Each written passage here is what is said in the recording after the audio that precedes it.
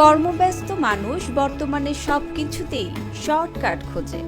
কেনাকাটার ক্ষেত্রে তাই সুপার শপ বেশ জনপ্রিয়, যেখানে একসঙ্গে পোশাক, খাদ্য থেকে শুরু করে নিত্য প্রয়োজনীয় সবকিছুই পাওয়া যায়। কিন্তু এই সুপার শপে অতিরিক্ত ভ্যাটের কারণে অনেকেই এখান থেকে কিনতে চান না। তবে এবার ক্রেতাদের জন্য এলো একটি সুখবর। সুপার শপে কেনাকাটার ক্ষেত্রে ক্রেতাদের এখন থেকে আর অতিরিক্ত ভ্যাট দিতে হবে না। পণ্যের খুচরা মূল্য হিসেবে যে দাম লেখা থাকবে তা দিলেই চলবে।